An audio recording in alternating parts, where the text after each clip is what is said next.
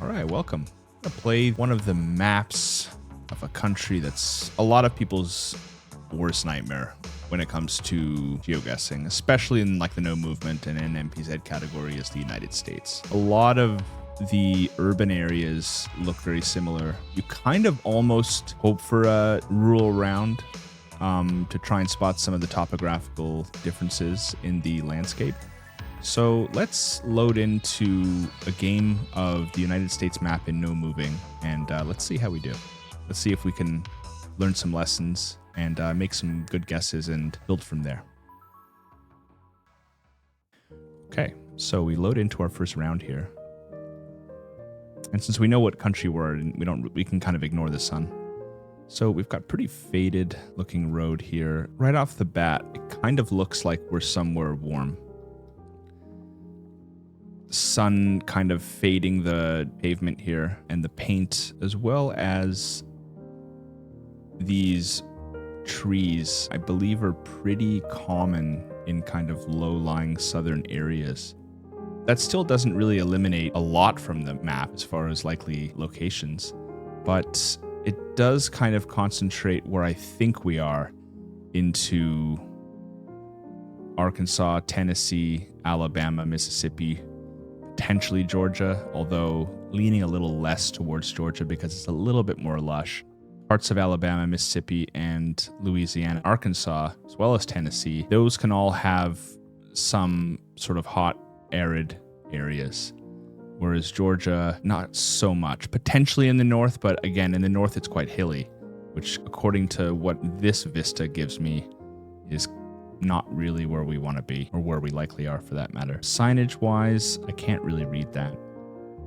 444 National Forest. So right off the bat, what we can do is we can go into the map and take a look. We have national forests all over the place here. Okay? Might even include Florida, potentially, although I'm not 100% sure.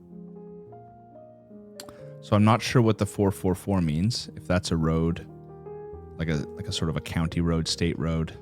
These numbers are actually not that far off. So I'm wondering, where might we find a 444, and are we heading in the right direction?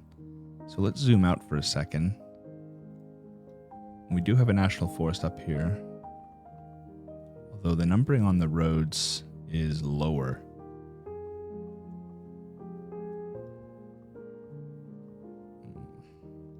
I'm not sure what logic is being used here, whether we can even really use this information at all.